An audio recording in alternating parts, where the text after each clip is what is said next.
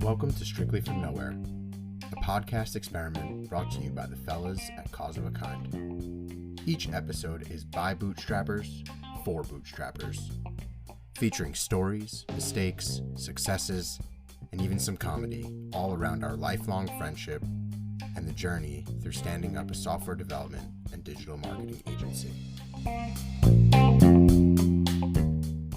So I wanted to tell you what I did for you this afternoon that you probably wouldn't do for yourself, but I thought it was amazing. And then I would like to really kind of talk about, like, in this scenario, how would you solve it? And what would it kind of be like? So TEDx has a really cool division, which is TED for Education, which is like just generally really intelligent, super qualified, either professional teachers or masters of the craft who can come together and make very short educational presentations to either a live group or a webinar series. Like TEDx is very cool and they have a lot of different things to do. So I took the liberty of submitting you. And the topic that I submitted you for, whatever, the topic that I submitted you for was really about like the argument around design-driven development. And like, where is the intersection of creativity, business solution, and progressive web experiences? Like everything from like the future of the user experience and taking the accommodation of things like Web3 and like all these there's always a new product for us to review and accommodate, new frameworks, new speed, new efficiencies. Like, how would you take this approach and then educate an audience? And like maybe we'll submit this as follow-up to TED. Yeah. That's an interesting question. There's a few directions I could go in, but I think that the start of it is design. We talk about design-driven development, right? I think design is required to push developers, right? I think the tension, I've always said this, the tension between design and development is what creates great work, because developers are, as a group, we tend to get less experimental. We get experimental with our own stuff, right? With things that interest us in our free time. But when it comes to like paid projects or client projects, developers get notoriously timid and only want to do really safe stuff and things they know they can deliver by the due date. And designers seem to only want to do really crazy things and things that we know can't get delivered by the due date. And so what ends up happening is it creates a tension that pushes the developer further, and it pushes the designer to constrain their thinking, right? So like constraints create creativity. When you have a certain constraint placed upon you, it actually can produce a lot of creativity. And there's a number of talks, probably TED Talks, about that exact thing. So I think that having the constraint that keeps getting imposed by the developer on the designer, and the designer keep trying to bleed out of that constraint, and the developer kind of saying like, well, maybe I can make that happen. Maybe I can make that happen. Mm-hmm. It pushes both to produce the best possible work. That's my general feeling on it. However, in terms of design nowadays, and we've talked about this a lot, I do feel that there's generally a lack of edginess. There's a lack of, with the latest focuses on UX and flat design and ADA and performance, and there's sort of like almost like a loss of creativity that I think is happening. And we've only gotten to work on sites that have that. You said it yesterday about like how has no soul. Has no soul. That's right. That's a very interesting perspective. Yeah, a lot of web pages. Creativity. You think about it, and somebody comes to you and they go, they're going to give you a web design, right? Someone's going to give you a presentation. And before they even open their thing, they're like, let me guess. Nav creation across the top, big hero image, scroll down, maybe something fades in, right? You don't even have to like look at it. And you kind of know like what they're going to do. And we're just like, okay with this, with like every website basically being the same. And then it's like, oh, well, we can't. And then you get into this like, oh, well, we can't do video because that work hurts core web vitals. And then there's like this whole dichotomy happening again. This used to happen in the past, but like with the SEO stuff and with all the performance considerations and everybody wanting to make everything work in 3G, we're starting to lose a little something. And I think that's unfortunate. I think that we should be pushing boundaries. We should be, back in the day, I worked for a developer once who was much older than me, but I think that their mentor when they were younger used to say to them, the hardware will always catch up. So push the boundaries, right? And like, I think that we kind of are there too in some ways where I'm like, well, I think that the tools are going to catch up and we should keep pushing boundaries. I was arguing today that in some respects, we did cooler stuff in the early 2000s than we do right now. These people are working with barely any. They're working with barely any CSS. They're writing everything in JavaScript that doesn't work in all the browsers, and we are in such a golden age where like cross-browser bugs are pretty rare nowadays compared to when I was younger. We have incredible JavaScript frameworks that allow us to express ourselves and do amazing things. We have CSS is beyond what we ever thought it could be, but we're doing more and more boring stuff.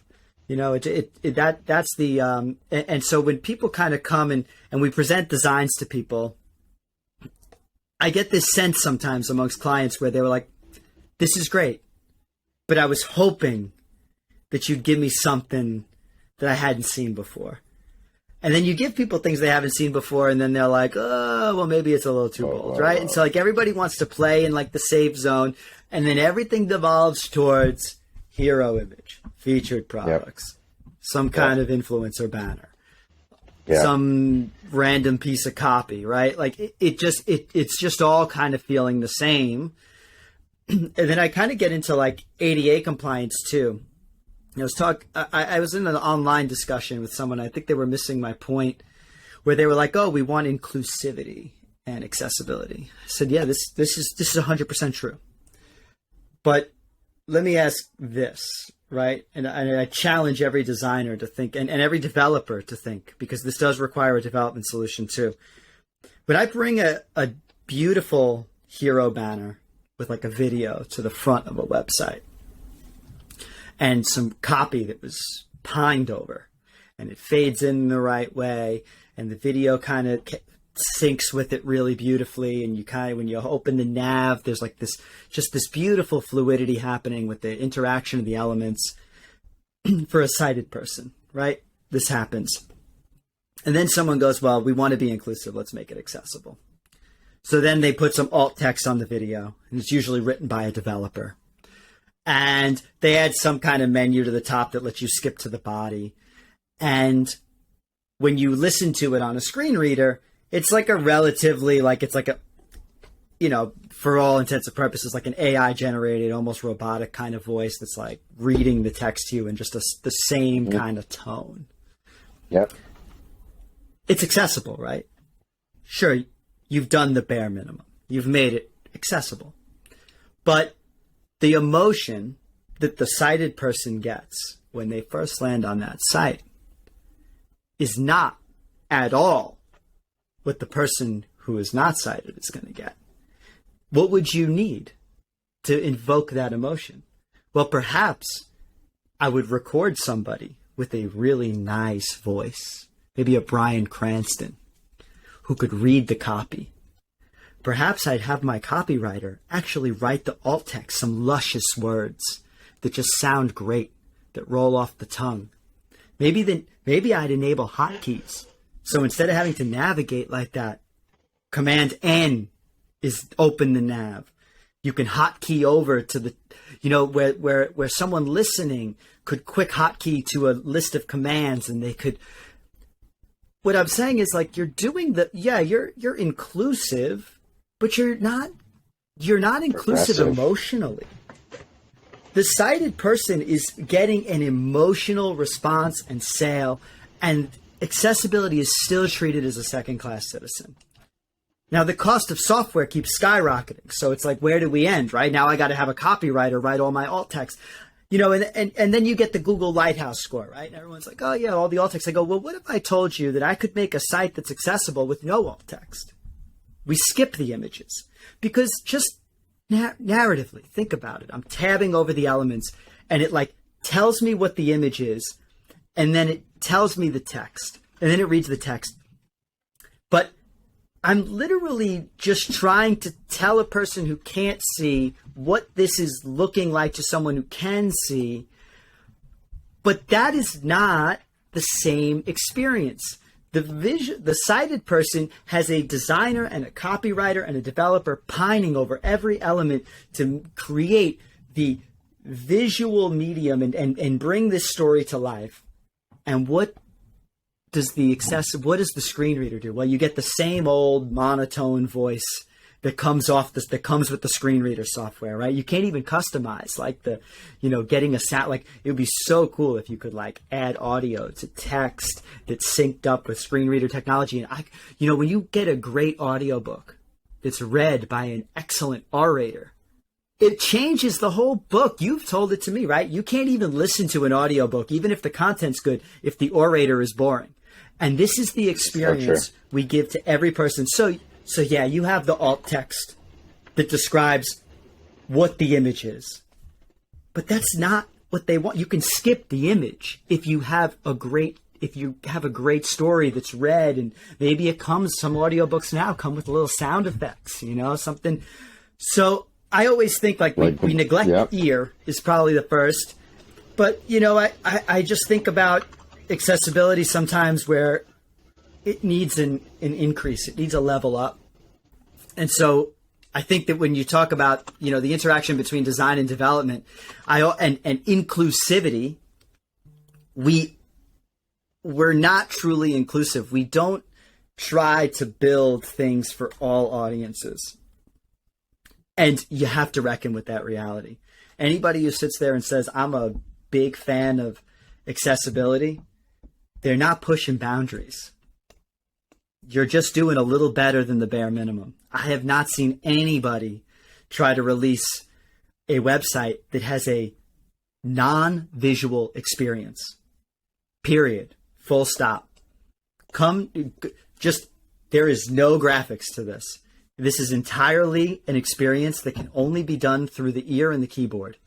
And it's wonderful. And you're going to love it. Command C is checkout. Saves your credit card. I picture a world where the visually impaired, because that's really, this is a visual medium, but the visually impaired or nearsighted farsighted can have an experience and an emotional response from the medium that anybody else could have. And I think that we're just not there yet. So I would love to see design push even further into the inclusivity realm. Just my thoughts on that topic. You know what I think is interesting is creating a web experience truly that maybe taps into like the five senses. Hard to maybe evoke a sense of smell, but I think hitting an olfactory representation, people can generate the sense of smell that might be required for like a perfume company or a beauty brand or something. Like thinking about how do you use, this relatively flat, like really non-tangible experience to generate a truly emotional, truly impactful. And it's not the current way. It's like the current way is very non-emotional. It's no matter how beautiful a website is, there are very few that are truly telling a hyper creative story that accommodates any user that comes to their website. And I think what's really cool is this is a very interesting next step, an intermediate step for businesses to explore, which is like this immersive web experience, trying to think about where's the bridge between what exists today and something as extreme as like a metaverse.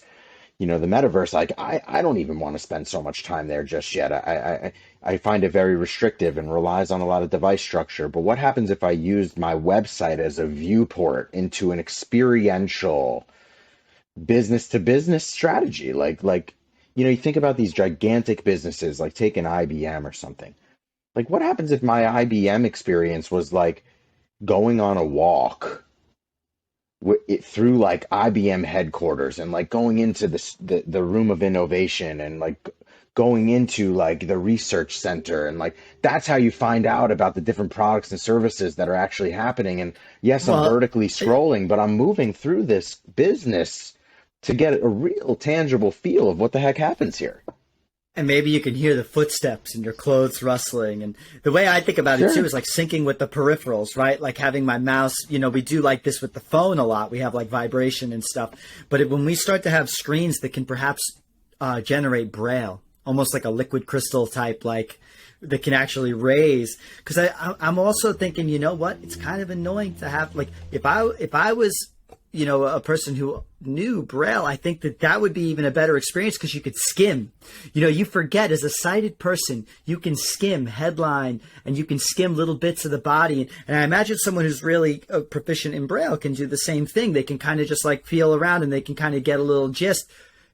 No, when you listen to a screen reader, you got to hear every freaking word. Everything. Or you speed it up so it's real fast.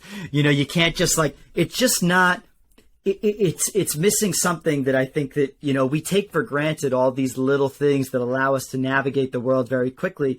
And I think that to be inclusive, we can do that. And I think the metaverse is going to be even further behind because we can't even figure it out for flat websites. You know, I think it's interesting. I bring you back to my original question, which is like, if you were standing in front of an audience and had to kind of like teach a little bit of this kind of form equals function, form determines function, you know, design-driven development. I think like our common theme is like we are developing for the total human experience. That's how we go about solving problems. That's how we go about creating long-term partnerships and focused on a customer excellence experience. Like we are trying to build call it websites, call it software, call it games, call it whatever we do here. You know, we do a lot of different things, but we are trying to build the most emotionally evoking experience, but come at it from a non-emotional place. We're a data-driven business. Like I'm looking at the data of all of these websites that are underperforming and highly competitive. And what can we do to separate this experience from the next guy doing the same exact thing?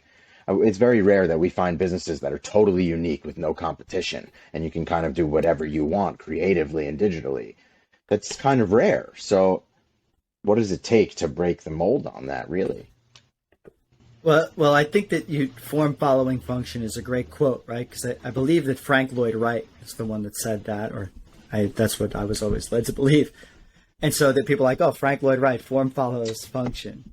But the houses he designed were fucking incredible, right? They're some of the, like, you know, they're some of the most creative and artistic houses you could ever imagine, but they're highly functional. So when they say form follows function, it doesn't mean that form never comes. You know, like you got to find the UX, and this is the way I like to work when I design is I start with the UX, and this is that bare bones experience that is just generally pretty boring. I know I need 2 floors. I know I need a staircase, right? I know I need a navigation. I know I need this. I know I need that. The work happens though, where I try and give that a soul, right? And there is an aspect of, hey, you know, like nav is a great example, right? Navigation in the top left. We all know it's going to be there, right? So, but is it impossible for the user to figure out if the nav had a little bit of a different look or a little bit of a different feel? You know, that I don't think so. Sometimes we can delight, you know. The nav is perhaps a bad example, right? Like, you know, Frank Lloyd Wright wasn't putting doorknobs on the floor. You know what I mean? It's not, you know, that's not what I'm talking about. But maybe you do something different, a different shape, something that lets the user know this is still what you expect it to be, but you'll be delighted when you click this because I guarantee you have not seen a nav come out like this. So here's an example, right? Like, totally elegant. The navigation is something that's totally up for argument, and it doesn't really matter where it is as far as accessibility, right? Like I think that it needs to exist and be in a prominent way and support the navigation efficiently of the website. But for example, think about like a typical banking application or trading platform. The navigation of that experience is typically at the bottom, like where it's most convenient for the thumb to access. So what I think about like navigation on like an e-commerce site or a B2B site, or like your traditional large shopping experience, you will have a typical place of putting a navigation. But then you look at companies that are like Walmart and like do progressive things, which is like pin your product selection and your shopping cart experience at the bottom of the mobile of the mobile checkout, so that it's like always prominent and always available and commands the call to action. Like breaking and testing and trying new ways to differentiate the business is critical. So I like the concept of talking about the navigation, because yeah, it is as atypical as a doorknob. But I think what's cool is if you can figure out the different ways of manipulating that navigation and testing that, right? Like everything is test and data driven.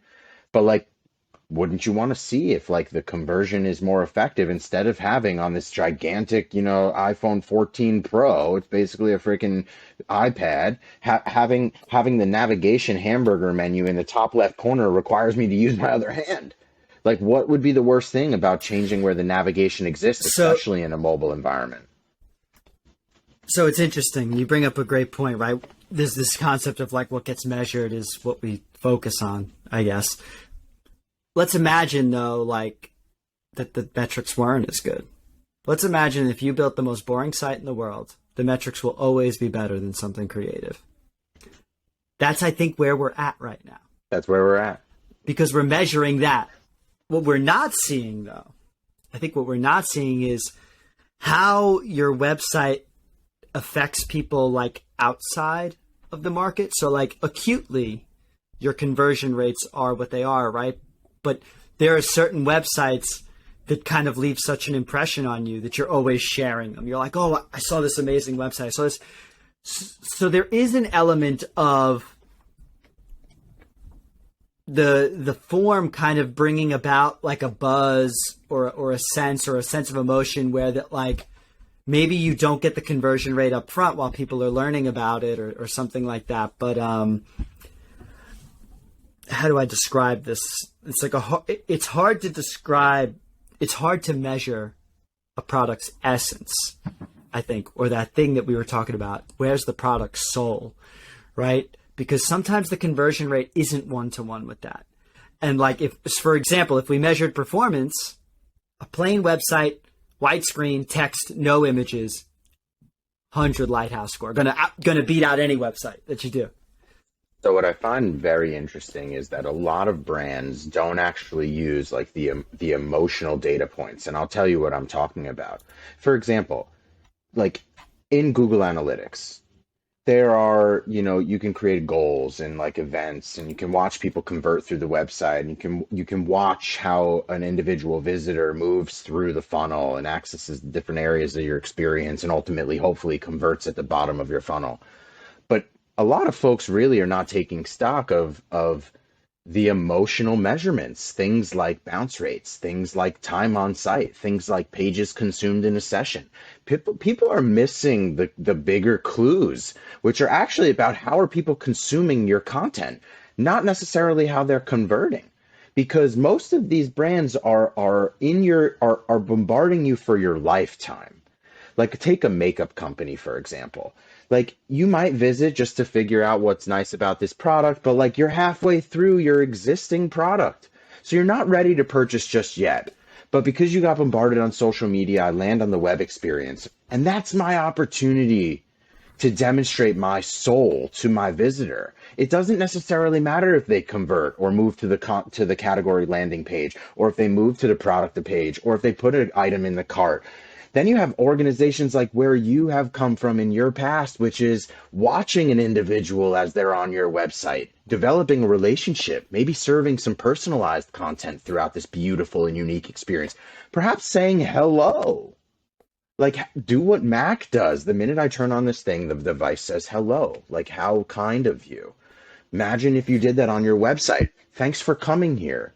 I know you have thousands of different websites that you could have chosen, but thanks for coming to mine. Now you want to talk about maybe it's like celebrity-driven brands. Now that's a way to connect with this influencer, with this celebrity, have them give me a personalized message. The world of AI is possible. Sean Diddy Combs, Puff Daddy, shows up in the middle of an apartment and he's sitting in his New York office.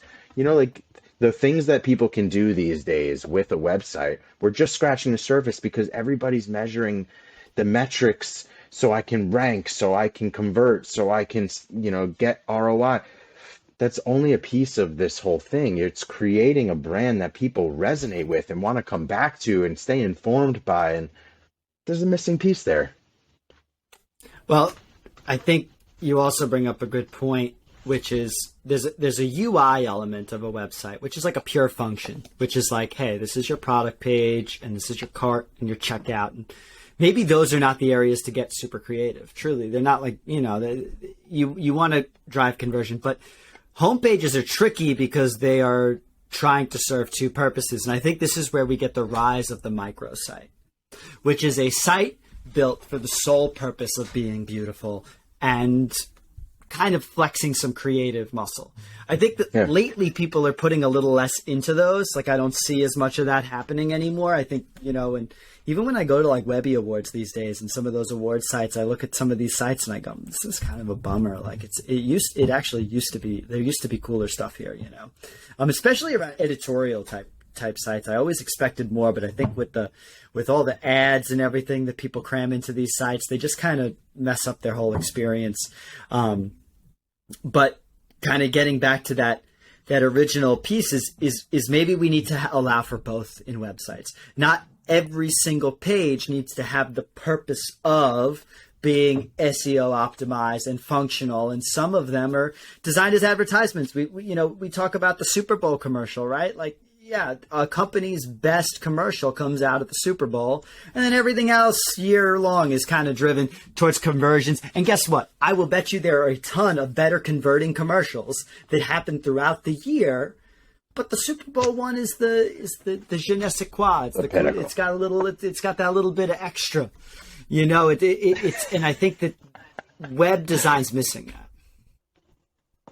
It's missing that a little bit, and I think that I like getting, you know, you and I are talking about this. We're looking for ways to unleash the team's creativity in ways that we wouldn't get to necessarily on clients' projects, because the people's appetite for chances are thinner than they were. And I used to work for an ad agency, and I really felt for the creatives, especially the older creatives, because it felt like there was a golden age that passed that they always talked about. And every now and then something comes through that's reminiscent of that. But it's not the common, right? It's display ads, it's little bites, little bits of sameness. And this is cool because it creates an opportunity for people to stand out. It's super hard to stand out these days. So I am always saying to our designers, you know, challenging them really, like, listen, put some crazy stuff out there. You know, I'm okay if we have our regular kind of design that we would normally sell, but don't be afraid to, hey, put something in front of the client that you're like, maybe they'll like it. Maybe they won't like it, but maybe they do. Maybe they go for it. Maybe it tells the story that they're looking for. Here's a question, right? Like, this is advice for anybody that's like going down this path of design, is like, how does a professional designer who has a big project load, is looking for inspiration, like, you know, where does that come from? Like, how do you find yourself learning new techniques, learning what is available as far as creativity? Like, how does the skill set continue to evolve? Like, where's the intersection of like what you can dream up in your brain as a creative and how you can translate it to what is available in expressive frameworks at the moment? You know, what's interesting is I think being a web designer, or just like on a web team in general, it's a lot more like being a conductor. So it's a little different than some art forms where web designers used to actually do a lot of mock-ups, but a lot of them, I think there was a time, and they used to call this person the unicorn, who would like actually write HTML and CSS and actually could put their hands on the keys and feel the medium for which they were designing, and they would physically get involved in pushing that. with the rise of front-end frameworks and more JavaScript-driven sites, designers kind of stepped away from learning the medium, and they operate more as a conductor would a symphony. I don't know how to play all the instruments, but I have the notes, and then they pass it off, right? I think that a lot of conductors do play a lot of instruments, believe it or not. Right. So maybe that's right. even the wrong analogy, right? Maybe that's the wrong.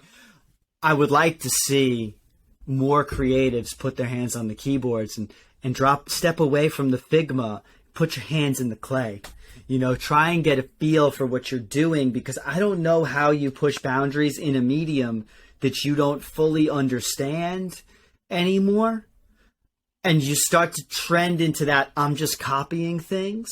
And I miss that way. There was a time where designers really did. Like, I worked with a ton of designers that knew HTML and CSS, and they code up their own interactions and animations, and they tweak them because they knew they weren't right. And they were like, I'm just working with it to get it right.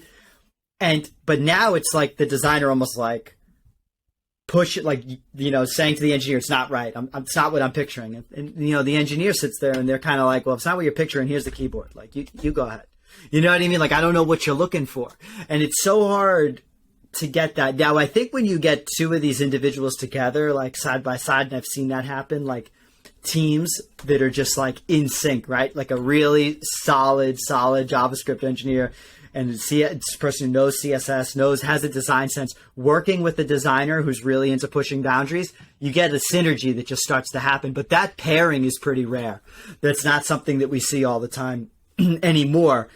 And I do think that there is a little bit, like, I think that web front-end development got a little bit of a level of advancement where designers kind of just stepped away and stopped learning it. And they're really just working in the tools now. That's a bit of a shame too. I think that you really need more practitioners in the medium. I think you do need to get your hands in the clay, Well, I think the way that we try to do this whole thing is to be as progressive, but as compliant as possible. I think over time, as the industry evolves, as even our own credibility just continues to expand over like the next decade or so of doing this, we will see this change, this shift in the way that the website is representative of the business and how you experience products or how you experience services or solutions that the B2B company offers or whatever it might be. But for now, man, good advice. I hope I can get you on the TED Talk, because that would just be amazing.